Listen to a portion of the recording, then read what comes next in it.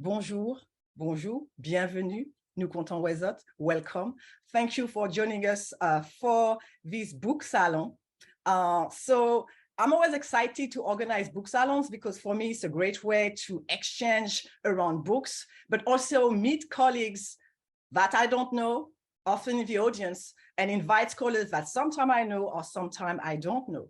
So thanks again for joining us on a Friday early afternoon. I know that some of you are busy, so I appreciate your time. If you are interested in seeing more videos of previous book salon, at one point I will put in the chat the link to the School of Humanities YouTube channel. Then you can discover all the exciting programming that the School of Humanities has to offer. But right now, I would like to present our panelists. So I will start with Alex Gilles, and Alex Gilles and I, we go back. We did graduate school together, and I will just stop there. We may have the opportunity to talk about this later on.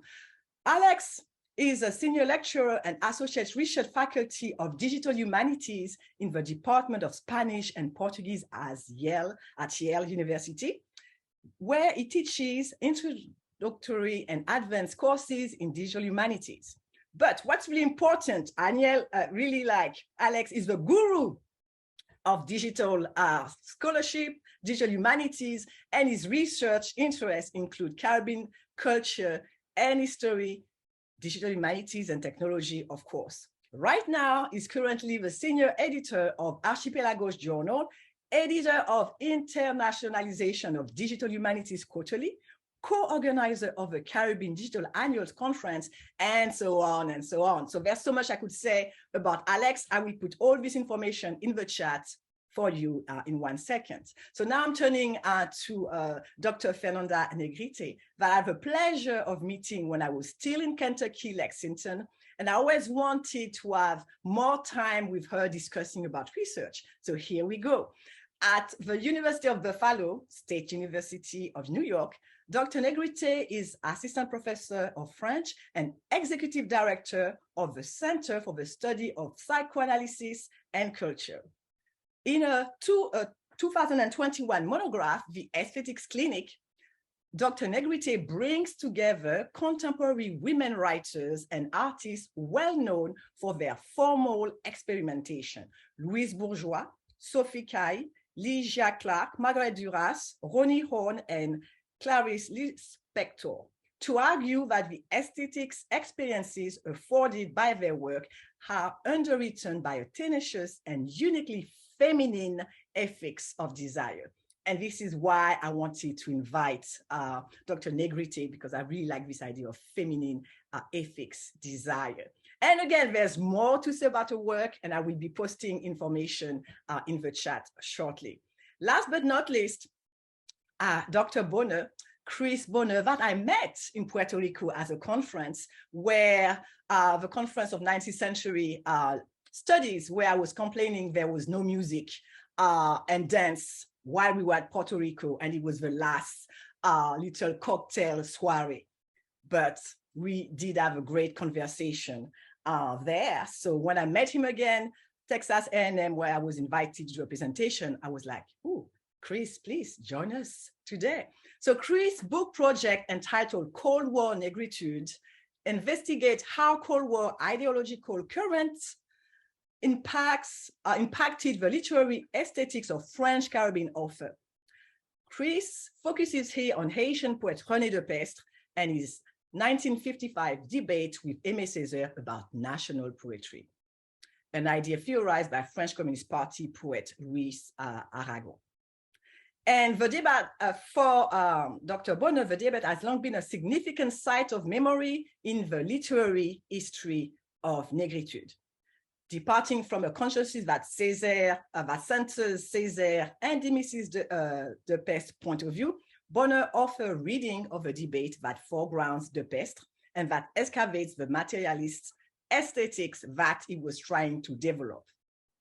So as I said, I'm just excited to hear all those three scholars' point of view on sexy and self, because their standpoint is really different from mine, but I think we could have a rich conversation. And right now, I'm going to give, I was about to say the baton, but really like give this virtual space to Dr. Alex Gilles. Hi, thank you, Jackie, for inviting me. And as she said, we go way back to the time, to our time together getting our PhDs at the University of Virginia. And in those days, I think we were the only two people interested in Martinican literature that I can remember. We were part of a small cohort of graduate students that were interested broadly in Caribbean literature, but I was working on Césaire, and Jacqueline Couti, of course, had the more expansive vision that we're going to be talking about today, but had a lot to say about Césaire back in those days, and we would get into fights like all the time. I was a little resistant at first to something that she eventually convinced me of, but was formative for me. And I'm going to mention it now because I think it bears on the conversation we're going to have. And that was that Césaire wasn't a saint, or that I was shouldn't just be made into this heroic figure where we put aside our critical lens. And in particular, this is something she mentions in the book Dangerous Liaison, but has also mentioned in other places that he feminizes the nation of Martinique in a way that connects to what now we can call the AOC, or Appellation Origine Contrôlée. So that there were links to Césaire's own framing of gender to more insidious sources than anyone who would look at him only as a heroic figure would see.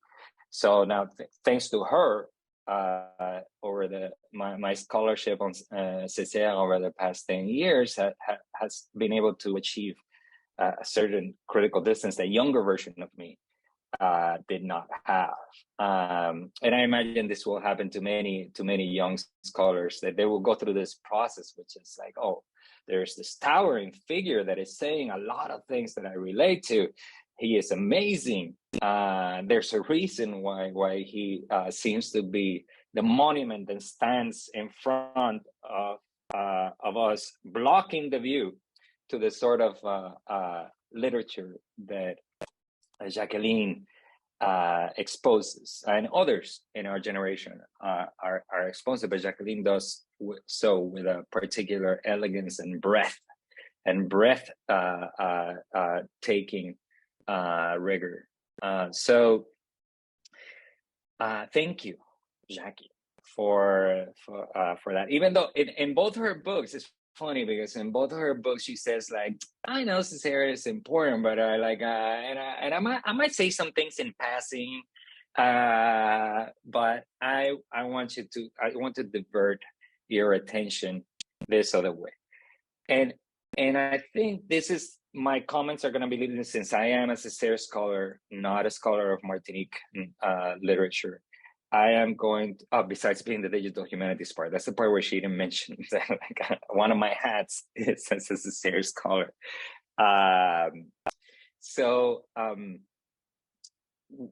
One of the ways that I approach this text in particular is through this idea that Césaire has blocked a lot of things from view in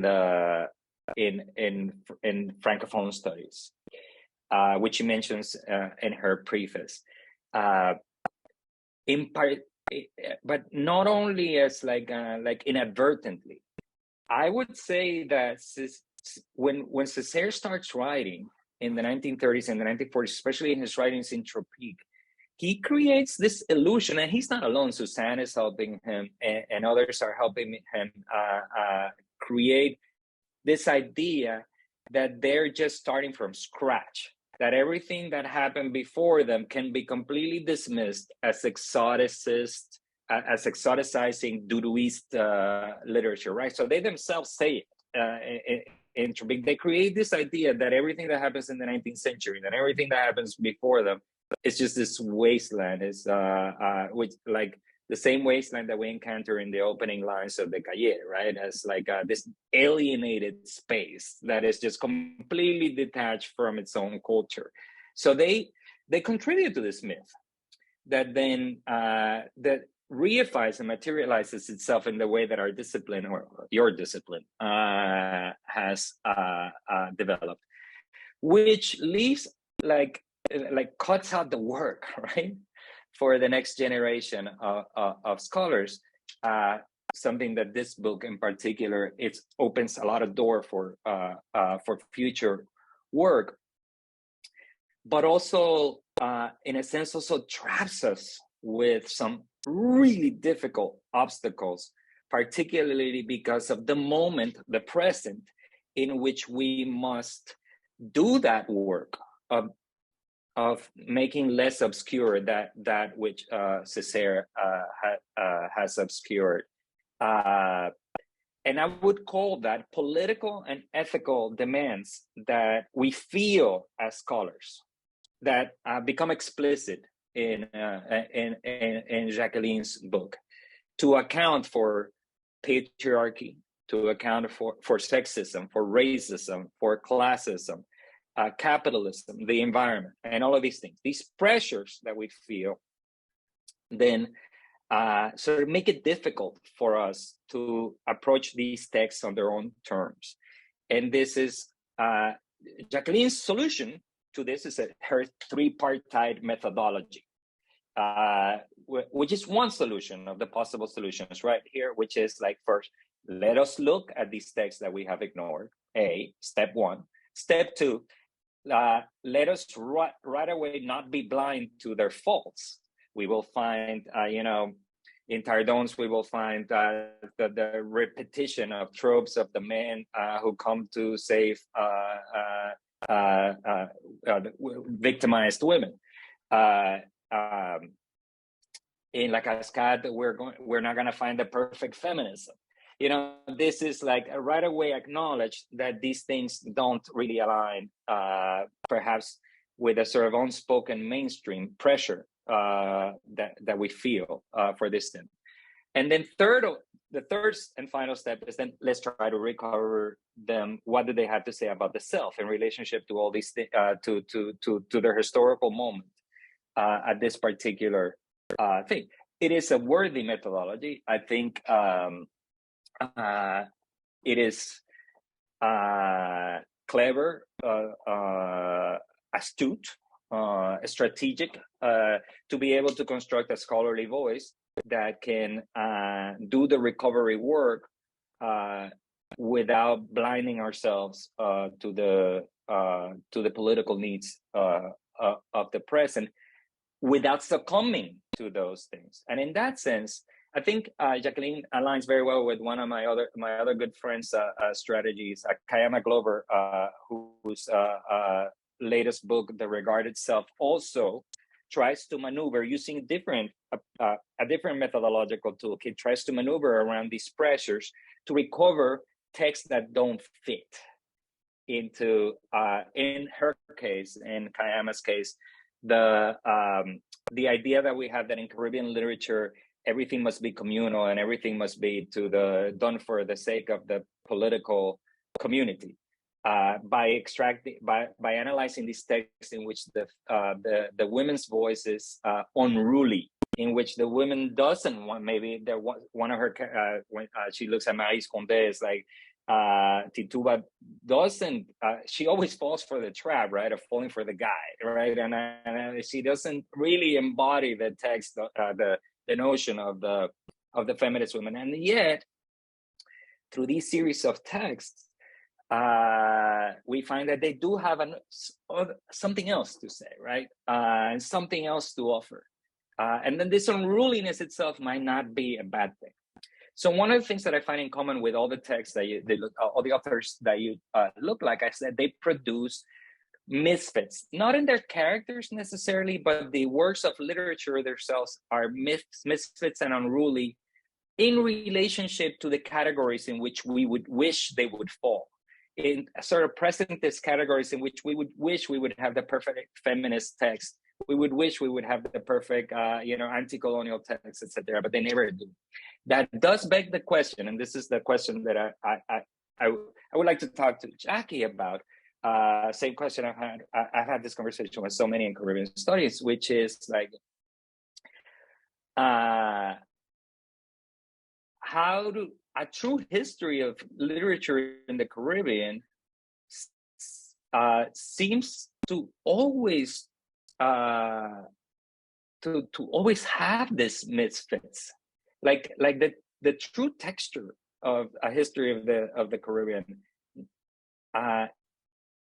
is never one of a conforming community, but of differences. And then I think you lead us with this book.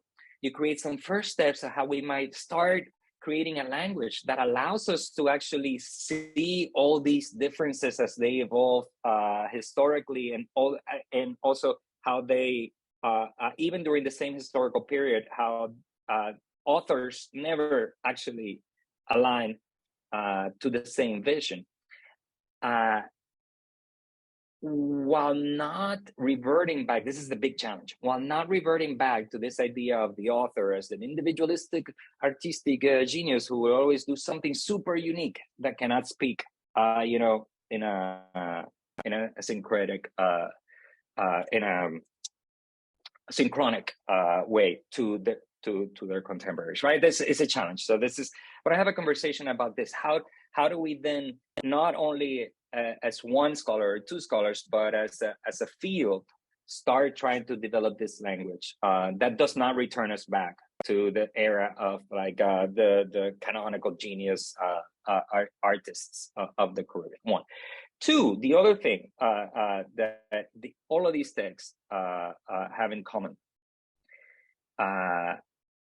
is that the author, it might be because of they're part of the bourgeoisie or one of the two bourgeoisies, La Patrie or La Grande, that the texts and the authors are always positioning themselves in relationship, always, but not already, in relationship to a white audience, which of course right away evokes the idea that Martinique is always in relationship to a white France, and that without us getting, you hinted in the book, like you hinted at these silenced voices in the proletariat for which that were never audience, but they never speak, but that with hints of how they might have spoken to themselves without actually ever having been part of that relationship of like a white gaze. To connect to what to Fernanda's language, which is coming in a second. So all the texts seem to be either demanding something, accusing someone that belongs to La Fabrique. In that relationship to La Fabrique and to the appellation d'origine contrôlée, one is always, but not already, in a relationship to the white gaze in this particular body of literature. And Césaire could be, you could say the same thing about Césaire. It gets complicated in Césaire because one could also argue that in his mind, he was also talking to a Black audience in Martinique. And there are some of the, even though it's like, you want to have your cake and eat it too, because he speaks in this surrealist language, at least in the 40s when I'm talking, right? Where I research. But in any case, I wanted to put that as a second topic of conversation that hopefully we can get to talk about. Talk a little bit about something you started in the beginning, let go a little bit of as the book progresses, is this idea of the possibility of a Black literature that has a Black audience, that can be autochthonous, that can completely avoid a radical possibility of avoiding the white gaze in literary speech, which remains a problem, a problematic. I would not say necessarily a problem, because I do believe in integration, but a problematic in even in today's literature being produced in the Caribbean. So I'll stop there. Two topics of conversation, two things that I observed that continue to be themes, underground themes in the book as we go along, and hopefully we can get them out. Of course, closing with the praise for what we would call the surface reading of the book, which teaches us so much about things we didn't know about. So thank you, Jackie, and thank you for inviting me to be a part of this conversation. Looking forward to talking to Fernanda and Negrete. Thank you so much, Alex. Listening to you, I was like, oh, is he talking about me and my book? Wow, okay. I accept everything you said. And I'm sure that, during the Q&A, more people will enter the kind of debate we're going to have. So thank you so much, Alex. Our next panelist is going to be Dr. Fernanda Negrete. Here's the space, virtual space. Thank you very much, Jacqueline. I'm really honored to have been invited to respond to your Sexy and Self, Sexuality and Nationalism. I want to read the whole title in French Caribbean Discourses, 1924 and 1948. So my remarks are partly written, and then I'm going to end up with a few notes that could lead into a more open discussion where I try to make the point of what this left me thinking about. I feel like there are some points of in common with what Alex has just mentioned. And I was thinking in listening to you introduce all of us and how this all came together about what or how your book relates to things I've been doing. So I'll just mention a couple more recent things that you may not know about, and it's a way of also connecting with you again, Jacqueline. So one seminar, this is just like a coincidence, that I taught maybe about 3 years ago. It was before the pandemic, on a very different topic, had the this play with S's that is in your title, but in a different way. So I had like 4 S's, and it was symptom, sensation, sex, and sense. And I was reading other kinds of literature, but sex is there along in common with your Sexy and Self. And then more recently, I was teaching a seminar, and in this sense, it is that I'm most interested in the contribution that you have made in this book, a seminar called Decolonial Acts in Haitian Voodoo, Psychoanalysis and Art. So in this newer exploration of decolonial desire, I see a lot that's very rich in this book for my own research as well. So I'm really grateful to read this study in which I have learned a lot about Martinique and Guadeloupean literature that has not received, as Alex has said, the same amount of consideration as the work of other Martinican and Guadeloupean writers, such as Césaire, which you mentioned, Fanon, Glissant, Condé, Perse. Couti aptly points out the reasons for this diminished attention to the authors. Her book instead focuses on Suzanne Lacascade, Paulette Engin Nardal, Mayotte Capessia, Sully Moïse Lara, and Raphaël Tardon. So unlike the Negritude movement or explicitly decolonial and feminist perspectives on Caribbean existence, the works that Couti examines between 1924 and 1948 attest to a transitional moment for the French Antilles and its departmentalization, which took place in 1946. So this transitional moment complicates the construction of selfhood, which is at the center of Couti's investigations across these literary works. The selves that these characters portray do not offer any kind of unanimous pronouncement on their identity, of course, which allows Couti to conclusively write, and I'm citing, that there is not one soul, there is not one self. Below the surface, what remains are only fragmented components of identity and becoming that seem to make sense until they do not. This is one of my favorite sentences in this book. Sexy and Self invites us to consider these fragmented components on multiple levels. It's not just that each author is a whole, stable, totally meaningful self, although there is incompatibility across the different authors portraying selfhood in a common socio-political context. Instead, these literary texts and their history, which is intertwined with what their authors and readers confront us with, is the fact that below the surface of each persona, there's a collection of fragments, some of which appear as pieces of identity and some as bits in flux. And the combination of these two sorts of things offers an illusion of sense that, when inspected carefully, attentively, and for long enough, as this book manages to do, this illusion in fact fails or dissipates into something irreducible to sense or meaning.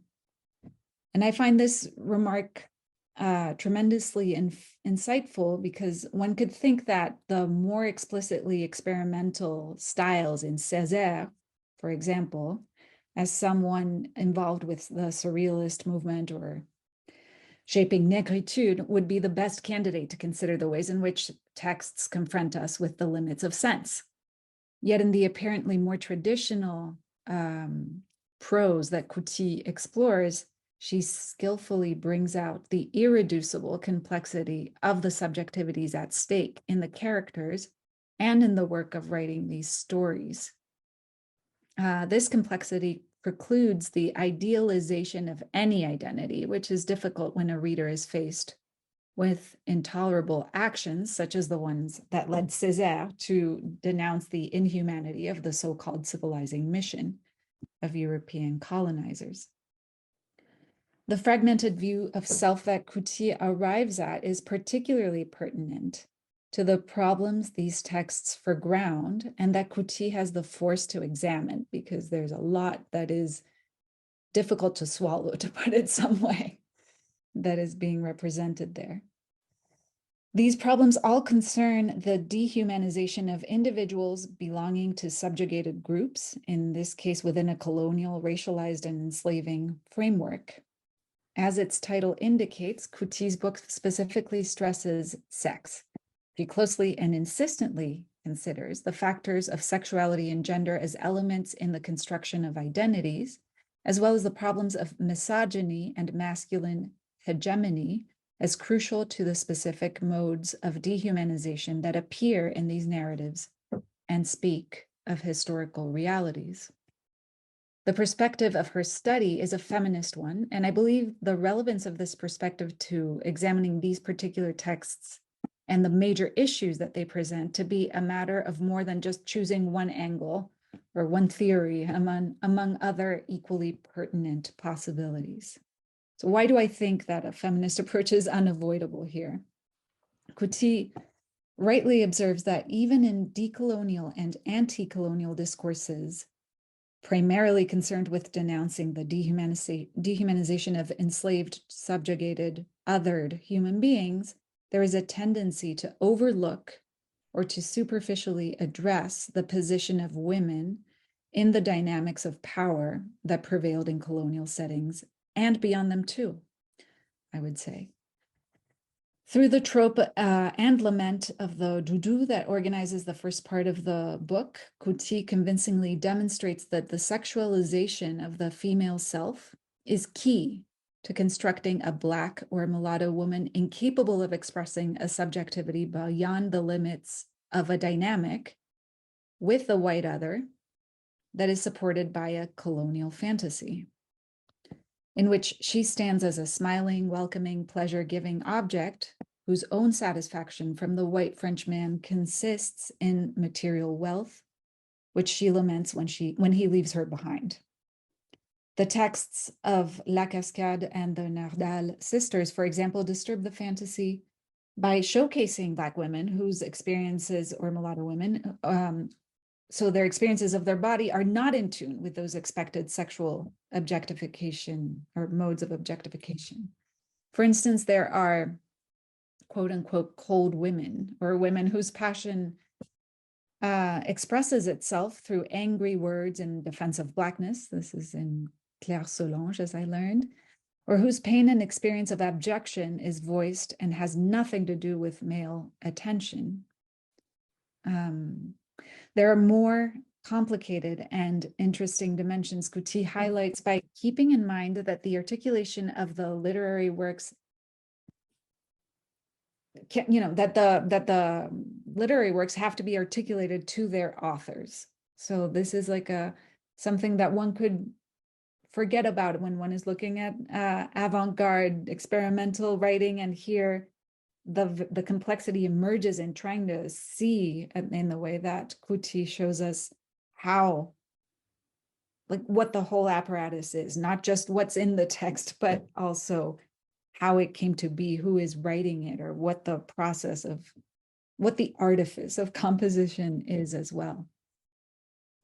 For instance, Paulette Nardal presents a fictional Black man, a cigarette seller, who is the object of laughter due to how he is forced to dress like a Wolof clown.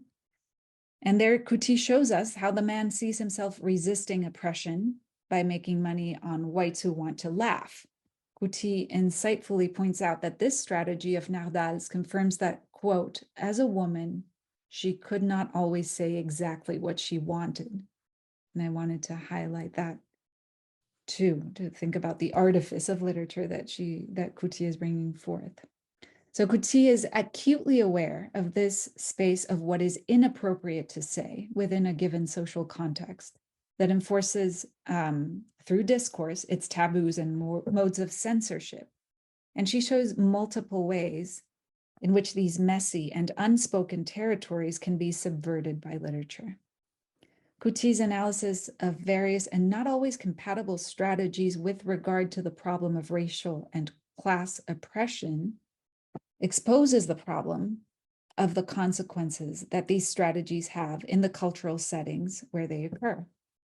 So while someone can derive benefits from a relation in which they are exploited, like the Wolof clown or Josephine Baker, who Jean Nardal criticizes, accepting to participate in this relationship can reassure the colonial fantasy and reason, and even allow capitalist reason to be the dominant criterion for action.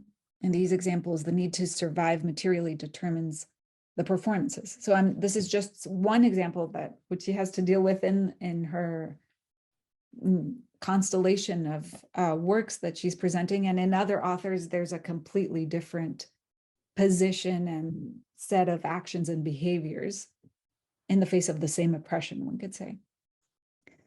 So if part one is structured around the doudou fantasy, which involves the Black woman's privileging of the white man, an attitude that Fanon condemns in Mayotte Capétia, as Couti reminds us, also showing the complex nuances that Fanon missed in Je suis Martiniquaise, one can say that part two of Sexy and Self, which features male authors Lara and Tardon, is organized around the fantasy of rape.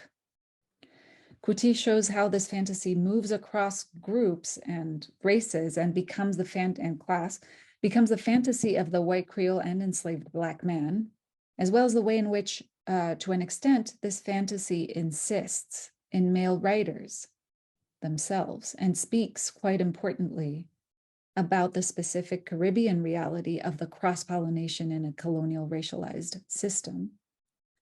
Couti points to the way in which rape stands for colonial brutality, and this strikes me as right. At the same time, as this form of violence seems to exceed the colonial framework, even if it thrives there particularly well. This fantasy is difficult to think, to say the least, in particular when the dimension of a subject's enjoyment is taken into account. So the problems of pleasure and pain and lose their distinct boundaries in these texts, and Couti very sharply shows that both at once, which is something that one may not want to do. One may want to just look at the violence, not consider the pleasure, and then something is missing. or actually, in fact, like what is something is missing that's important to understand what's at stake in this fantasy, which is one thing I'm intrigued by. An important question that emerged for me in confronting these two main fantasies concerns the extent to which misogyny is the very ground of the dehumanization that these texts and that Couti grapple with. In her critique of Fanon, Couti writes that while defending masculine blackness, Fanon cannot help falling into the trap of white patriarchy and the racialized misogyny it encompasses. She's absolutely right that Fanon falls into the blame game and that victimization keeps the circuit of violence active, that it limits the possibilities for change. I mean, Fanon would say that would take violence as a positive thing to work with. It's not the one that I'm wanting to highlight, but what I wonder about in Couti's analysis is about what encompasses what in the problem of violence against humanity.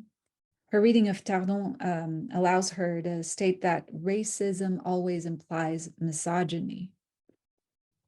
So I guess that what I'm wondering about is whether misogyny is something that is just a part of the of white patriarchy, or whether there's something more fundamental and transhistorical about this misogyny that insists and takes a particular shape in this in the set of contexts that we look at in these works. So I was going to say, as an example of this, that Couti introduces the example of Charles Perrault's Bluebeard fairy tale in reading Tardon's Barberoux. Redbeard Bluebeard becomes Redbeard, and Bluebeard, it's a totally different and a very different context. It's 17th century, a fairy tale that is bringing in which Charles Perrault is bringing into writing something that was an oral tale that moved around the world, that kind of has traversed a number of contexts. And what it's telling us is a story about a violent man, indeed, who is murdering his wives. And I'm not going to go into Bluebeard very much, but what I want to say here is just that I guess that that it exceeds, just as an illustration of misogyny exceeding the context of Martinique or Guadeloupe or the colonial mode of dehumanization that we are mainly dealing with. So I'm interested in her book in the questions she asks about modes of knowledge, and in particular towards the end when she speaks about the decolonization of knowledge. So the reasons for thinking about misogyny, I mean, I guess this, for me, I'm thinking about misogyny beyond just one historical context, or as something that wouldn't be resolved if we take out the colonial and racist factor, is that I would like the possibility of that decolonization of knowledge opening up to desire beyond the desire of recognition.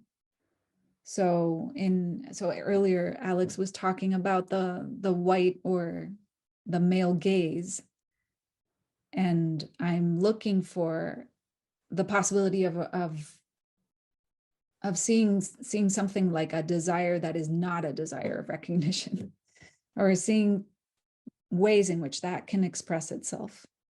So that leads me back in Couti's book to a question that comes back a few times about love. So like there are all these characters who don't want to fall in love, who do fall in love. There's sex and there's love. And in the love, Couti thinks about eros and agape as two different kinds of love that have their tradition, their Greek tradition, their humanist tradition. And she brings up Audre Lorde and this text uses of the erotic. So I was thinking about the erotic that we are very used to, and that takes its, that gets represented in these characters and their sexuality. But I wonder if there's a possibility for the erotic to be something else, like instead of moving to another kind of love, if the erotic could ever be opening to something outside of that desire for recognition. I mean, I would hope for that, but I just kind of leave it open as a question that we could maybe engage in together. I think I'm going to stop here. Thank you so much, Pat. That was very rich. So I need to think about a lot of things before the Q&A. But I would like to tell the audience, if you have a question coming to your mind right now, do not hesitate to put your question in the Q&A. So we're going to have Chris Bonner, who is going to conclude this section. So you have his whole presentation to think about questions to ask us. So Chris, please, the space is yours. Thank you. Thank you so much, Jacqueline. This is terrific. I really want to thank you for inviting me to participate in this book salon. I'm really honored to be invited to respond to Sex, See, and Self. And I'm thrilled to continue our intellectual exchange. So for me, it's also a real pleasure to be able to talk about this book. And the pleasure that I take in talking about the book really emanates sort of at the most elementary level, if I can start from just on a writerly note, from the fact that the book is extremely pleasant to read, that Jacqueline's critical voice is such a winning and convincing one. So I happen to be a Serge Gainsbourg fan, so she sort of already had me at the title. But in addition to that, Jacqueline wins the reader over at the very beginning of the book, and she does this through what I think is a very powerful opening gesture. In the book's introduction, she immediately takes the reader into her confidence, sharing an anecdote involving a louche and apparently seriously drunk and elderly white American tourist with whom she is trapped in the Lyon funiculaire, and who, upon learning that she is Martinican, immediately, and of course without anyone asking, proceeds to reminisce about his sexual exploits, real or imagined, on the island as a sailor, I think, ostensibly. Jacqueline then recounts that the drunk tourist sees fit to share his particular sexual titillation at the fantasy figure of the doudou, the very ideology that she analyzes and gives a genealogy of in the book. So this story is like cringe-inducing and gross, but it is extremely effective. I think she could not possibly lay out the stakes of her project in a clearer way. The hypersexualization of Black women that she traces from the 1920s through the 1940s isn't just something that sort of happened way back in the bad old days of colonialism and that is easily exposed in these old books that are sort of behind us. It is still with us. The specter of the doudou lingers on, and it needs to be understood. So on the writerly side of things, I wanted to just begin by expressing my admiration for that opening gambit. Now, as a scholar who studies Caribbean Marxism and who is interested more broadly in materialist approaches to literary criticism, I'll just go ahead and announce that most of what I have to say will be about class. And indeed, I do think that at least one of the significant contributions that Jacqueline makes in this book is her rigorous critical attention to class and political economy in her analysis of cultural discourses of race, gender, and sexuality. And I happen to think more of this focus is needed in Francophone post-colonial studies. And I think that her analyses are examples of how attention to class, far from evacuating race, sex, and gender, can, on the contrary, afford significant critical insight into how these ideologies are reproduced. So this attention to political economy and how it conditions sexuality and selfhood pays off, I think, in several ways in the book, and I'll mention a few of them. So what I want to note, first of all, is the term she offers us, really in her first book, Dangerous Creole Liaisons, but that she develops in Sex, and Self, which is the AOC, the Appellation d'Origine Contrôlée of the imaginary, a term that insists we bear in mind the material processes through which racial and gender ideology is produced and reproduced under capitalism, under the colonial relation, and particularly how specific places and ethnic groups and racialized groups come to be reified through identification with commodities, thus obscuring underlying social relations, in this case, relations of colonial domination as well as capitalist exploitation. And so the Martinican doudou is just as much a fetishized commodity as Martinican rum or French champagne. Thinking of the doudou as a commodity that's produced and reproduced in order to meet demand emanating from the French metropole transforms, I think, our understanding of the doudou trope. So in her first chapter, Jacqueline rigorously situates the development of the doudou figure within the political economy of Martinique in the early 20th century. She rereads the doudou woman of color, white man relationship as centrally an economic one.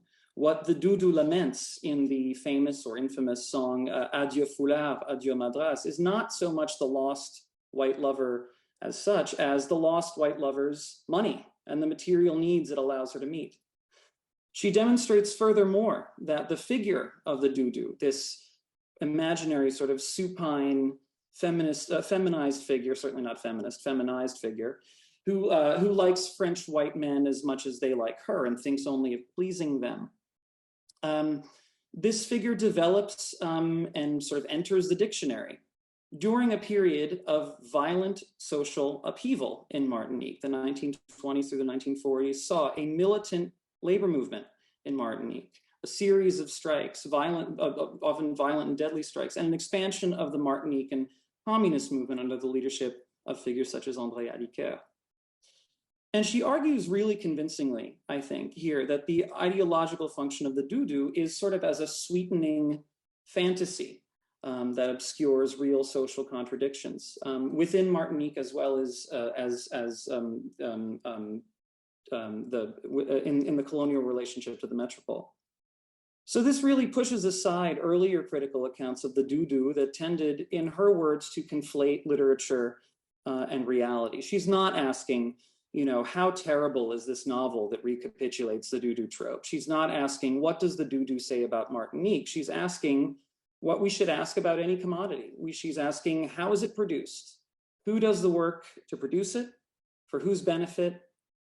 What does that work entail? What does it cost the workers? And what social relations does it hide? And so a second benefit of Jacqueline's approach is that it opens up the more well-known texts and figures in her corpus to new critical insights. So in the first part of her book, where she discusses the Nardal sisters, La Cascade, Josephine Baker, and Mayat Capacia, I'm just going to turn on the light here, excuse me. Jacqueline demonstrates how these women's own perspectives and interventions regarding race, gender, and sexuality are shaped to a significant extent by their various class positions. Yes, the Nardal sisters were Black women. They were also Black women of the Martinican bourgeoisie. And Jacqueline shows that this carries significant implications for their critical writings about the sexualization of the Black female body. On the one hand, their critical perspective is enhanced by the fact that they were able to draw upon bourgeois class resources, such as access to secondary education in France, that someone like Mayat Capacia simply didn't have. On the other hand, they come to their critique, specifically Jeanne Nardal's critique of a sexualized Black woman like Josephine Baker, they come to this critique bearing the attitudes of their class, specifically and especially the bourgeois values of sexual modesty and propriety. And Jacqueline, I want to point out, is anything but reductive here. She shows, I think, in a really clever way how now that actually deploys this kind of bourgeois propriety, which we might automatically think of as just a reactionary attitude towards sexuality, as a way of critiquing the sexualization and commodification of Black women and Black bodies in French popular culture. So Jacqueline's approach demands, furthermore, that we interrogate some ways of understanding these figures that had become a matter of critical consensus. One of the boldest examples of this is her transformational discussion of Mayat Capétia. She revivifies the scholarly debate about Mayat Capétia by making class central to an understanding the production and the reception of her famous novel Je suis Martiniquaise. So she treats Capétia not as, just sort of a totally, sort of self-sufficient subjective author, not as a representative, certainly not as a representative of all Black or all Antillean women, but as the product of an industry.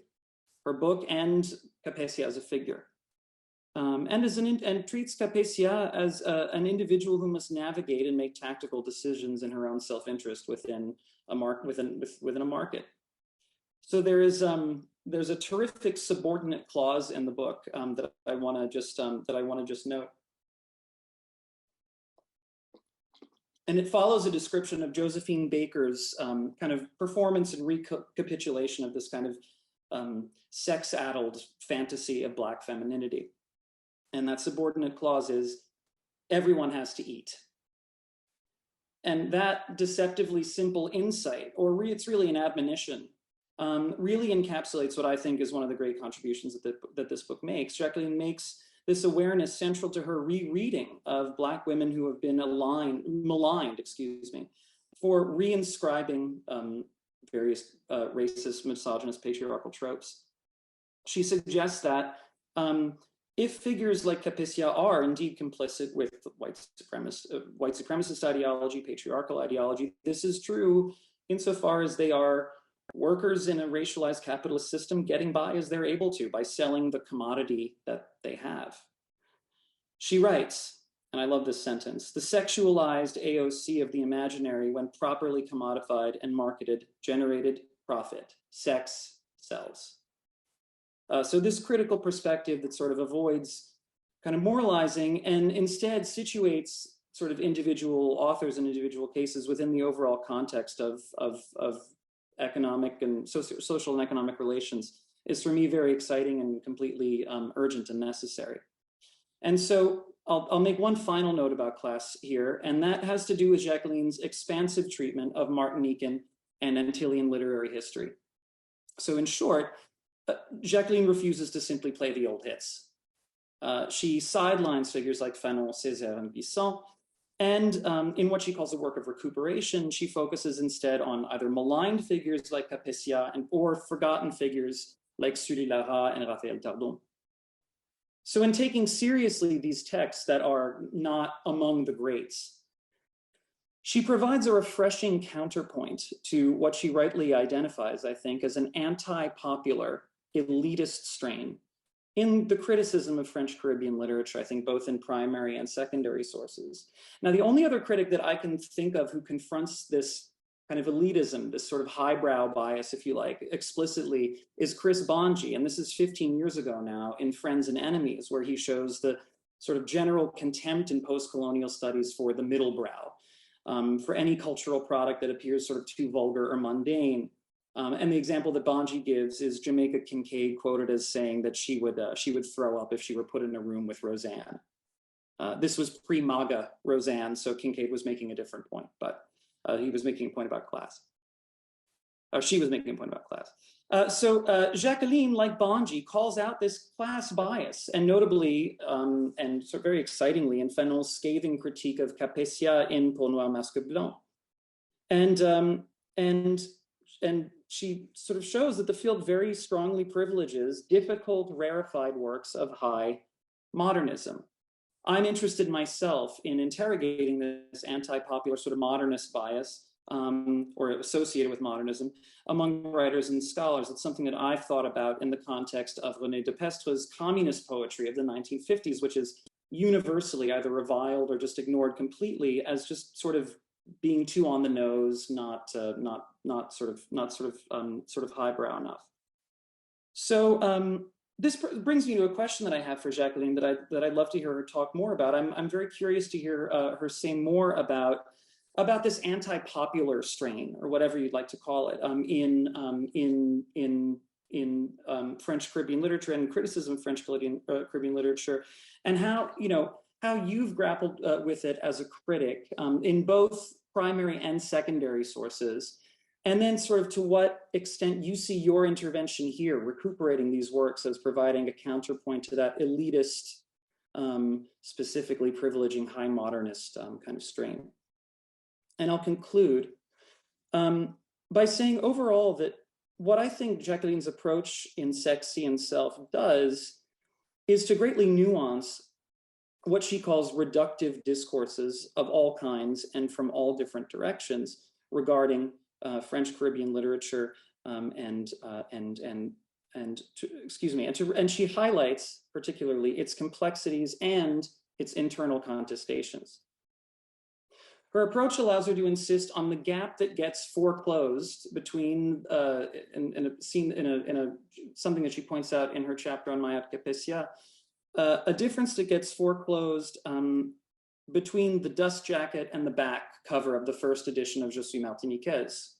She notes that while the dust jacket promises the story of une femme de couleur, the back cover promises that the book will reveal la mentalité de la femme des Antilles. One woman of color's story gets conflated with the Antillean woman's mentality. So, I mean, as Fernanda points out, Jacqueline really refuses the reductive, this is Fernanda's phrasing, which I really like, the reductive idealization of any identity. And Jacqueline shows in this book, I'll quote her to finish up, the distance between une femme de couleur and la femme de couleur is inescapable. Thank you very much.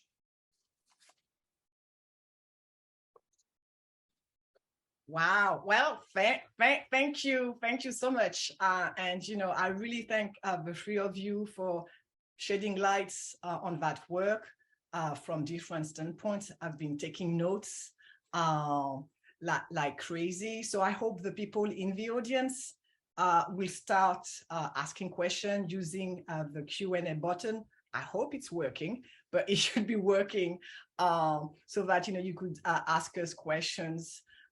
But right now, I think I will let Alex be in charge of the kind of Q&A questions. Then I will be answering one or two implicit questions or direct questions that Fernanda and Chris that are in your presentations. So I will kind of start with Chris. Reductive discourses, anti-popular strain.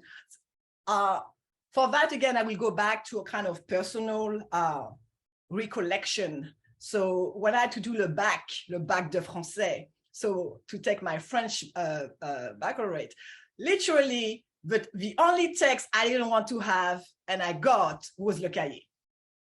So I prepared all text. This one, I was like, whatever, I don't have a clue what he's doing in there. I mean, I was 17. And I will still remember the professor examining me like, can't you see the sex? And I was like, ew, what is wrong with you, old man? So I did not have a great grade, let's put it that way for that. And I'd always have a kind of fraught relationship with that text that I only understood really like when I've reached I think it was graduate school in the US, which is kind of a big leap. So I think we also have some people raising their hands. So I'm wondering if people cannot use the Q&A. So I'm wondering how we're going to make sure. Okay, so we are allowing the Q&A to work. So I'm going to type something. Yeah, I know Martin has his hand raised. Sorry, Martin. The thing is that there have been some Zoom bombings and Jacqueline's events, and this is why we're having the seminar, so that people have turned on their videos with inappropriate images and like nasty comments. So we're just doing this to make sure that we show respect for this event. Just can you type your questions in the Q&A, and we apologize that we're not bringing you on Zoom.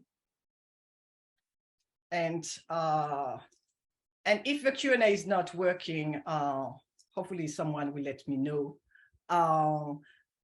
Yes, okay. Thank you, Corinne Labridi. We have one question. That's a long question too. Okay, so we'll go back to your question, Corinne, and then Martin, if you could just get into the queue. So what I was saying about Césaire has always been a big figure, even in Martinique, but no one, at least when I grew up, no one really knew his work. And when I started to work on the first project and the second project, I wanted to know where his vision was coming from. And when I did that, I discovered other writers. And in the first book, I examined Bernardin de Saint-Pierre, and I hate Paul et Virginia with a passion. And yet, it's a canonical work that has been praised. And I'm like, why? So keeping this in mind, I always been bemused, traumatized, or also maybe annoyed by this idea of what is canonical. Who decides that a work is it? Because Bernardin de Saint-Pierre's work is not, for me, doesn't do it. So that's why I think in the first book and the second book, I was interested in the work of authors and trying to read them without other critics telling me they're bad and they're not worthy.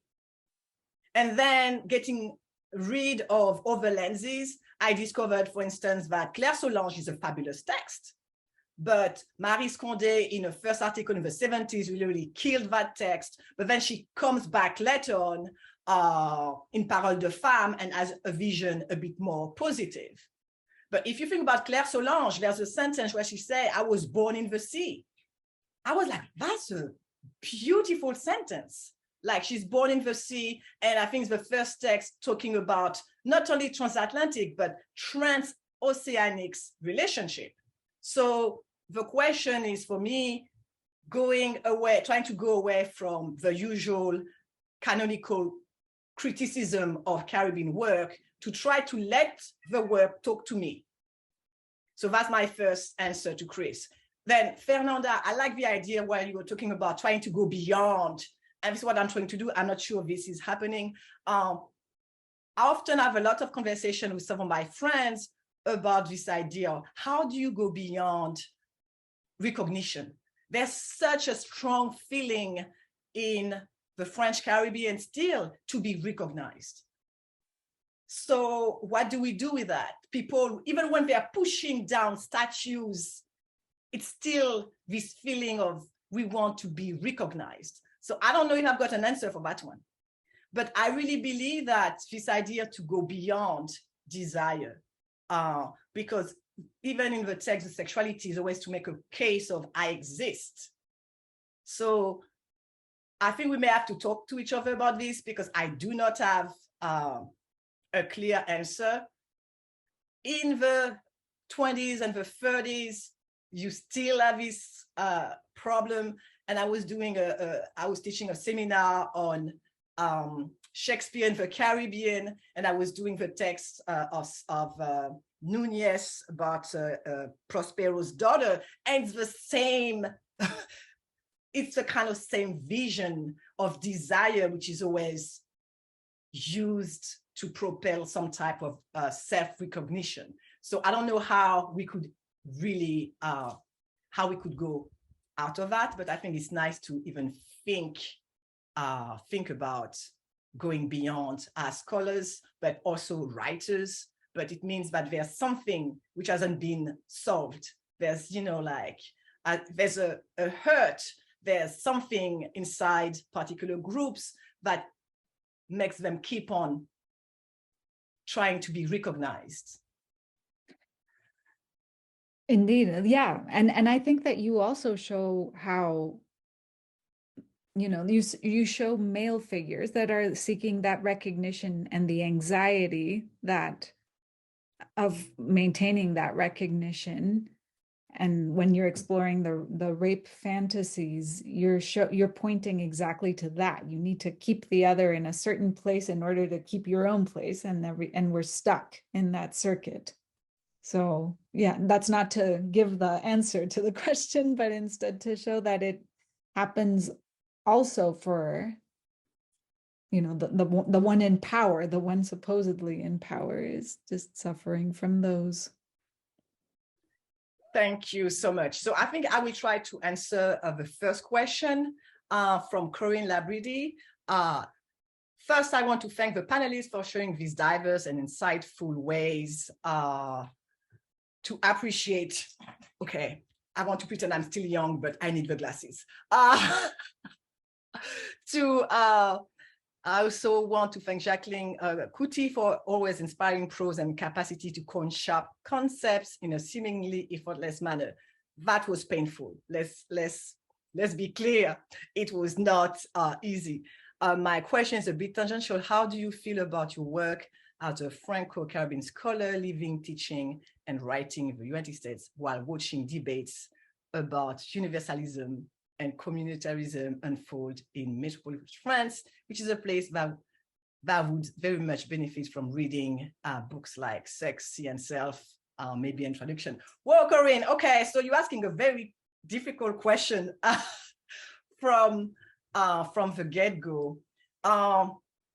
And I think to answer that, I will go with Glissant, with this idea of détour. And I will also say that I was born in Martinique and my parents moved with the Bumidum there when I was 2. Then I got back to Martinique when I was 14 years old. So this has literally shaped the way I was about to say I stand, but I don't. The way I see myself between cultures, always in the move. So that's why I really like this idea, when Susan Lacascade was saying, I'm living, I was born in the sea. So there's always this discussion about neutrality. A scholar in social sciences has to be neutral. I don't believe it's possible. But what I can say is that having traveled, lived in different places, allows me to, as a Franco-Caribbean scholar, to have a different point of view in certain discussions. Like I'm from within and without at the same time. So it's kind of a schizophrenic also standpoint where you could talk about yourself, but saying yourself as over and make a commentary on that. But it's not easy. It requires a lot of self-awareness and continue discussions, traveling, going back to France, talk to scholars there, going back to Martinique, coming back here. And I was talking to Fernanda, Chris, and Alex before coming here. If we don't start experimenting with different type of scholarly discourses, we will keep repeating the same thing. So it's really trying to, not to create something new, but to try to have new conversations with what we know. So maybe this is the way I could answer Corinne's very nice question. And I think we have a second yes. one. Yeah. So, hi, Dr. Couti, I love the conversation. You enter about archives and the processes of not only manifesting history from the archives, but the archives as simultaneously a creation of the past and imaginative of the past. Ooh. Can you talk more about manipulating history and coaxing stories from archives? Okay, you're all really like on point early during the day, asking hard questions. So Kimberly, thank you for this very astute question that will bring me back, in fact, to my answer to Corinne about this idea of neutrality. I'm not an historian, but often my work is going to be historical because I'm trying to ground a particular text in a particular history. I may not manage to do that, but I want to try to see how this text was read at the time, and I have to be aware of how myself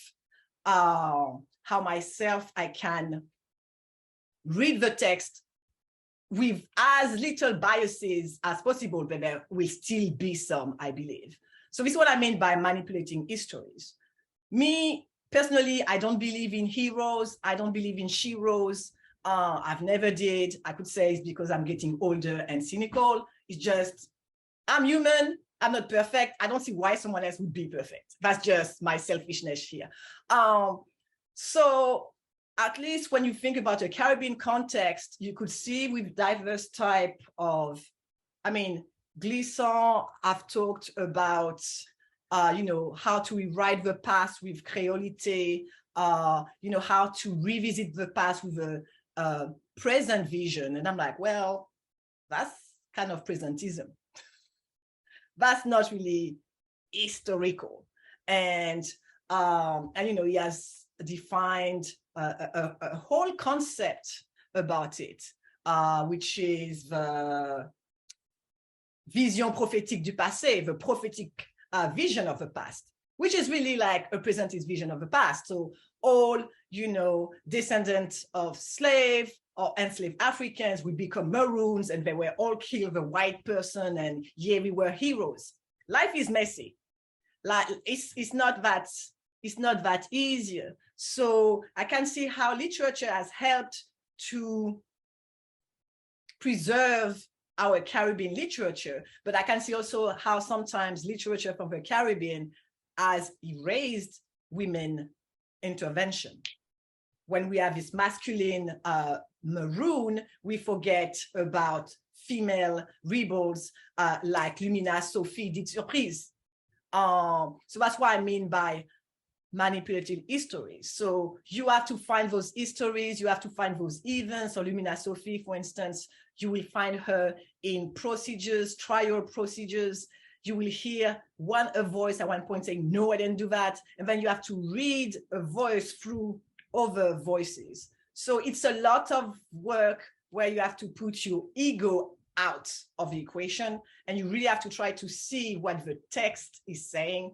And sometimes the text is not saying what you want it to say, and you have to recognize that. And sometimes you have to recognize that you cannot do it. Sometimes you cannot find the archives. Sometimes the archive cannot give you what you want. So I think this work, at least writing this work, was also a lot about humility. You find the text, you're trying to see what the texts are saying, and sometimes you disagree with the text, but you have still to let the text speak. And this is where the humility will come with this notion of archive. So it's, Kimberly, it's hard work, for sure. So Kavita, hi. I'm always happy to see you like in the audience. So I'm so excited about this work and I'm grateful for all of your insight. And also very pleased to see Fernanda. Oh yes, there's connections here. Okay. Oh, so Fernanda, this is your question. Yay. I wonder if Fernanda might elaborate on what is the reason for going beyond recognition. What does it make possible, particularly of feminists of Black Caribbean folks? Oh, that's a good question. Thank you. That's a lovely question. Yeah, the reason for going beyond recognition is that I guess there's an emancipatory ground to this question. And I would say that you're always at risk of, it's not even a risk, it's like where we start, but we are always, our desire is always going to be defined by the other, and it can be expropriated as long as it is formed on the grounds of being recognized by another. And it is where we all start, but perhaps actually this is a tough question, and I don't know if I'm going to be able to really put it all together concisely and neatly, but I'm going to say something I didn't say when I was presenting, and it is about another question that emerged for me, which was about the role of a father. So patriarchy, white patriarchy is examined in all of these texts, and a couple of fathers come up in some of the narratives. You know, there's a father who is trying to respond to the fact that his daughter is impregnated by a Creole man, and so this is a woman who doesn't have rights. So a woman of color who doesn't have rights and who is suddenly bearing the child of this libertine Creole man. And yeah, so he's like, he dares to speak up in order to resolve this problem and to support the daughter, and to like also get the whole family out of enslavement, in fact. Then there's another father who is completely irresponsible. But then in the analysis of how these fathers are not letting the daughters speak for themselves, I found it very interesting to think about what it means to not have a father. In more, like, I can put this theoretically. What does it mean to take care of oneself and not expect some responsible father to respond for you? And so this father could be the nation providing you with your rights. It could be anything, it could be someone who supports you.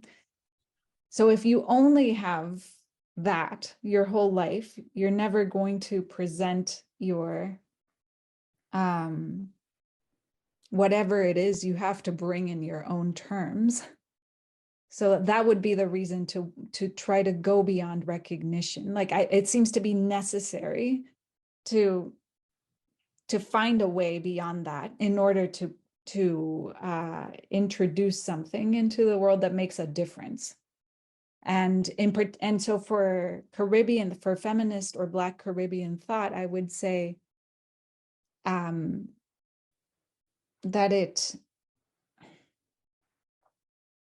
just makes possible not being pulled back into the same dynamics. I think that's as far as I can go right now, but I'll have to think more about this. Thank you so much, Fernanda. So do we have more questions from the audience? If not, in fact, I have a question for Alex.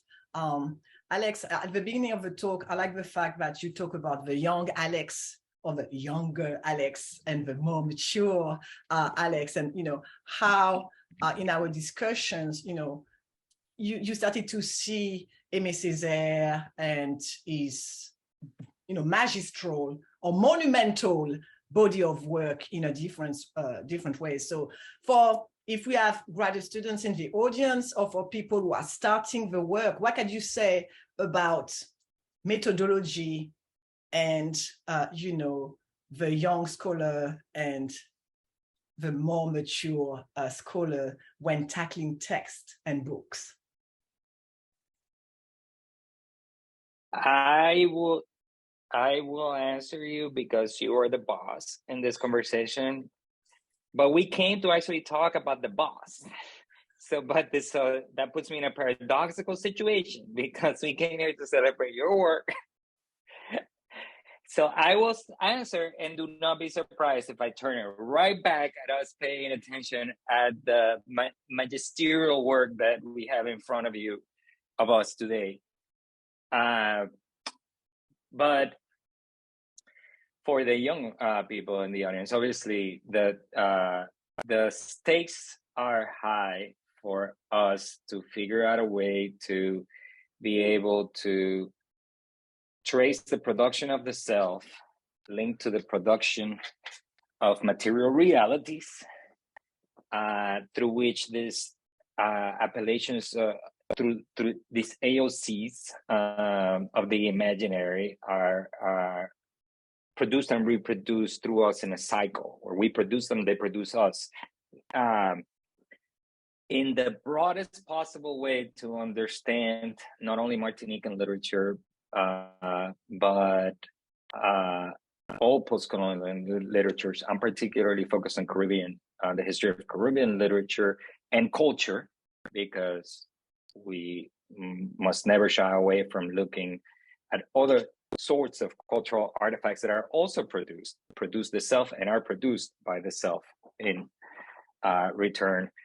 And in order to do that, I would go like part of the methodological toolkit, to echo Chris, has to pay attention to the material objects that we inherit from, like, there's no other way to know how these people thought, or there's no other way to produce the self than through actual cultural artifacts that are material. Like this video that you're watching has a material reality with cables crossing the Atlantic, with labor involved. It is produced and organized so that it falls under a particular genre, the book salon, which we have been refining over the past the book salon on Zoom, which we have been refining over the past 2 or 3 years. It's a very material reality and leaves very real material traces.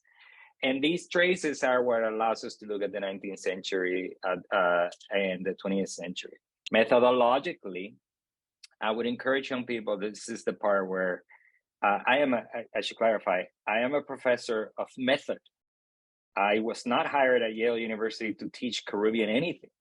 They tolerate my work in Caribbean studies, but I was hired here to teach method to graduate students, and sometimes undergraduate students, but not only analog methods. I would say that for the most part, they want me to show how we can work with analog methods and digital methods at the same time as we approach this material realities. Right now, what is happening in the past is that it's getting remediated into digital form. So a lot of these novels, for example, that Jacqueline examines, can only be found on digital copies for most people. Sometimes they cannot, sometimes they can. There is this enormous effort right now to reconceptualize the cultural record in a hybrid key, both as analog and digital, with their own attendant labor and material realities. And I want the graduate students in the room to pay attention to how these forms are taking shape in the act of actually using them, not only to be users of the archive, a hybrid archive as it exists today, both analog and digital, but to try to understand how the archive itself is producing the very same realities we claim to be studying. So pay attention to that. And here's the part where I magically turn it around back to Jacqueline, because the thing is that, and to this question that Fernanda is posing around which I do find fascinating, which is that this desire for recognition is still continuing in something that feels like a trap that we must fall away from, and that I hinted at, but not as eloquently as Fernanda did, when I said that all of these texts have a white audience, and they all seem to be by people who are in close proximity to white audience. Let me just give you an example that is not in the book, or I don't remember in the book, you might have mentioned it, but Suzanne and Breton really, Suzanne Césaire and not Suzanne Lecascat. Suzanne Breton, Césaire and Breton hit it off when Breton arrived in 1941. They seem to have liked each other. And in fact, the first correspondence we have between the Césaires and Breton is Suzanne writing to him for Césaire, but then having like a side conversation with him. It's obvious that they are having some kind of friendship, a burgeoning friendship. And Suzanne writes positively about Breton in Tropique. But then when it comes to the turn for Breton to write back in honor of Suzanne, he writes this poem that is the most disgusting Doudouist bullshit that you can imagine. Les Épingles Tremblantes, I think it was called. I can't remember the trembling thorns. He talks about the madra, the whole 9 yards. Every single cliche of Doudouisme is in this poem. And of course, silence from the Césaire. Like Césaire writes back, this time Aimé Césaire writes back, and he doesn't even mention it. It's like super awkward. So this relationship of this kind of response is always tied to close proximity. So these people, the Nardal, La Cascade, all of these people have been living amongst white people. We're in a Zoom where mostly light-skinned people in this room. I wouldn't call myself white, but I am particularly Black. And it's this close proximity that kind of forces that desire for recognition on you, tied to an annoyance, to the sort of like, I am so annoyed at white people for like being like, but these are the same people you live with and work with. At the same time, because I know from personal experience, I've been able to create communities in which white people are a minority. And that desire and that audience, when that audience changes, then the voice changes, then the conversation changes. And you're not really worried anymore about like what white people are thinking. You're just talking about other stuff. So there's a self-regard there that can exist outside of the white gaze. I think it's narcissistic of the white gaze to think that it is impossible for us to have a conversation about us, whatever that us may mean. This is, for example, very common topic of conversation amongst African-American critical circles that sometimes revolve around historical Black colleges or liberal Black communities, where where white people exit the conversation, where they're not present, and you see a whole world that is not accessible by definition to white people. So that desire is possible, and it does exist within the structures of this world. Within Jacqueline's work, we hear the possibility of the proletariat talking to itself when she's talking about Aliker in the beginning, and the sort of tensions that were already there in the first chapter. We hear hints of that world, and we hear hints of that world throughout. And that was the reason why I brought it up for Jackie, because I do want us to negotiate at some point within the material realities of publishing scholarship. What would a literature of the Caribbean look like that has to use the publishing infrastructure that is dominant in the North Atlantic world, with the pressures that are real for us to get jobs and this to do one in which we can at least have both. Sure, we'll address the white gaze that is hungry to be seen. In fact, they control the material production of the scholarship. So if we don't acknowledge that they're looking at us and that we are looking at them, we're not going to get anywhere. While at the same time recovering some of that voice that doesn't speak to them, in trying to do the same thing that Jacqueline is trying to do here, which is to let those selves speak, let those historical artifacts speak from their own time. I bet you that those historical artifacts in their own time are also dealing with the same thing. I know for 100% sure that Césaire is dealing with the same problem. when he's writing in 1940. So Jacqueline, I'm gonna pass it to you now because I want you to revisit, don't shy away from this.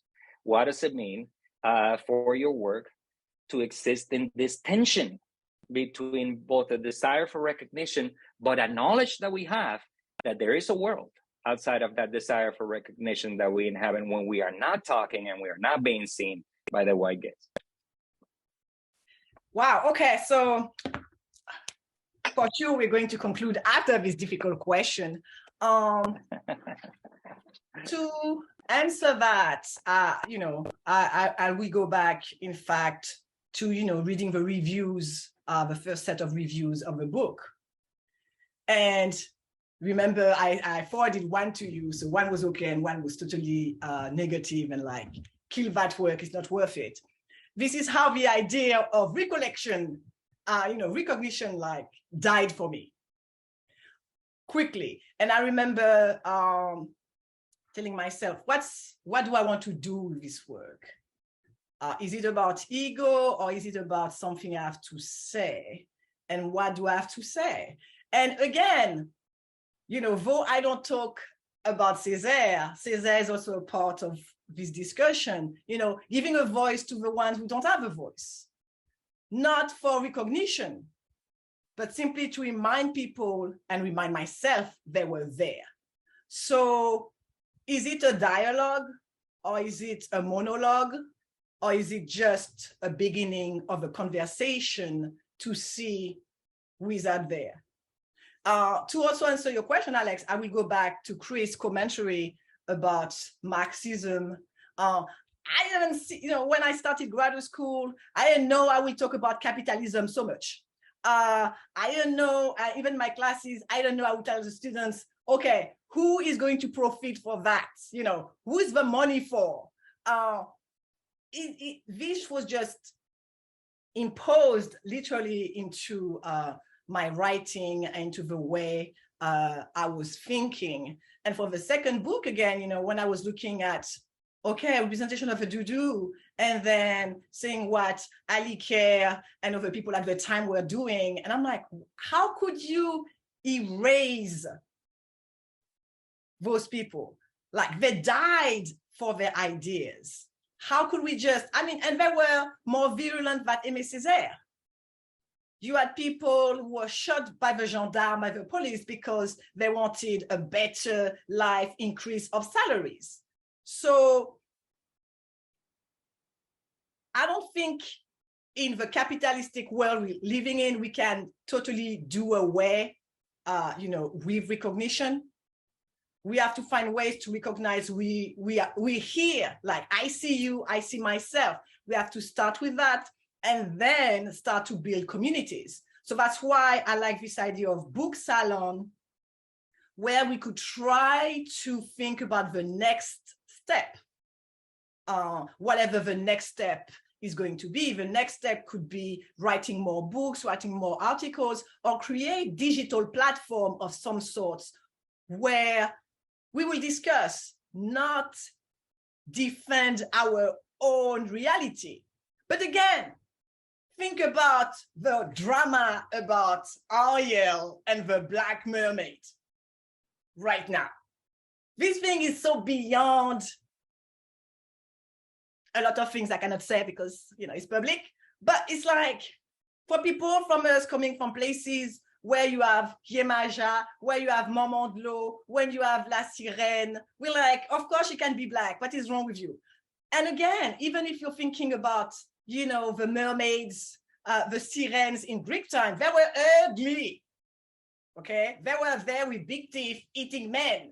So it's, what is recognition? And so we still, representation is still important. So we have to realize that. But again, at one point, we just have to fight to say, okay, we're here, but at one point we cannot keep on fighting where people just don't want to accept who we are. And that's this idea of dialogue and, what can we do? So when I read Suzanne Lacascade, I think that Claire Solange is so poignant. When you read it, you realize she's in between worlds. She doesn't know where she's at. She's wandering in the sea. And, you know, I felt really, really sad for her. And then I'm reading, you know, Paulette Nardal's When You Have This Older Maid Who's Away From Home, and I'm feeling it. But eventually, sometimes it's like, do you want to keep on offering your pain to the white gaze for them to realize you're human? So this is what they're doing. So that's why I talk about this epistemology of emotion. And right now you have a lot of discussion in social sciences. Oh no, we should not talk about emotions and we should simply talk about neutrality. But then what do? You kill the human. So you have particularly those women, but also the men, finding ways to show you that we bleed. We bleed like you.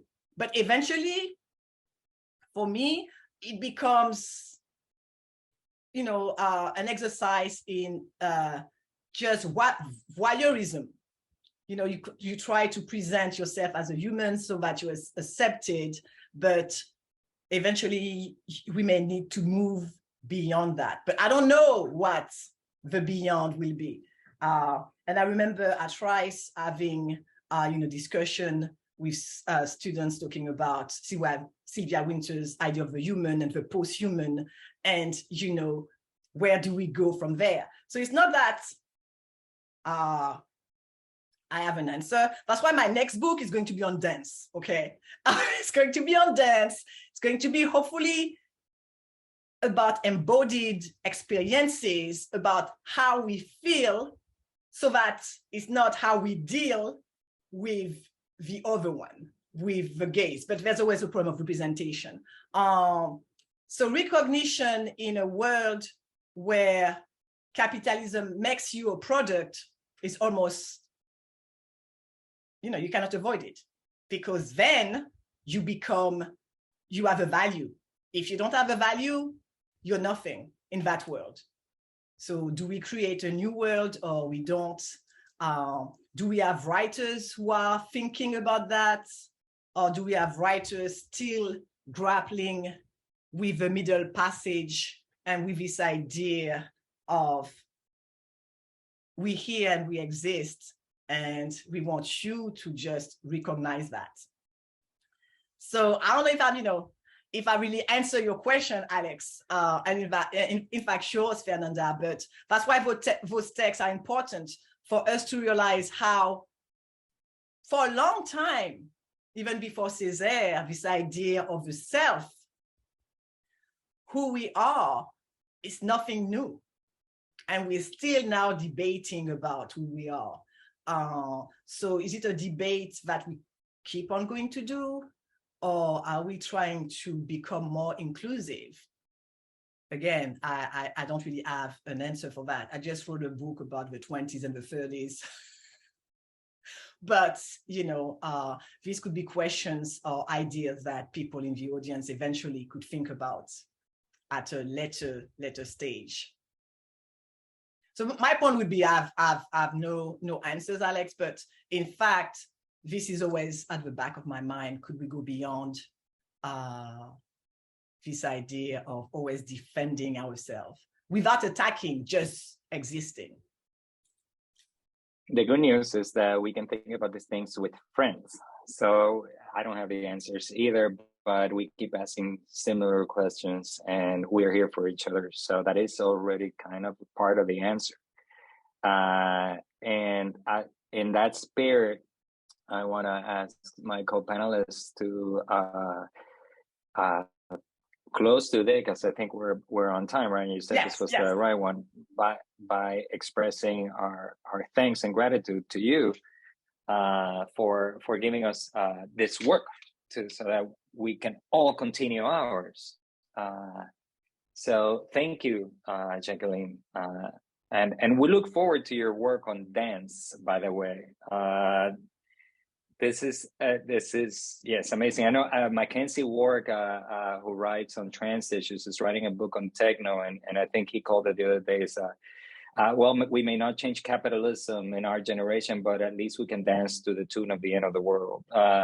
And I'm looking to see a different perspective than that, because I don't want this to be the end of the world. Me neither. So yes, let's think about celebration in a more positive way and see what's happening. So thank you, Alex. So I would like to thank also Fernanda and Chris and the audience. If there's no more question, I think Kavita said thank you. So thank you. This video will be soon on the Humanity YouTube channel. So check out in 2 or 3 weeks, and I will post that on social media. So if some of you couldn't be at the beginning or miss some part, you will be able to hear the whole video. So I will have to say au revoir, et bon weekend, and thank you again for joining us, and enjoy the rest of your day. Thank Bye. you. Au revoir. Au revoir. Thank you. Au revoir.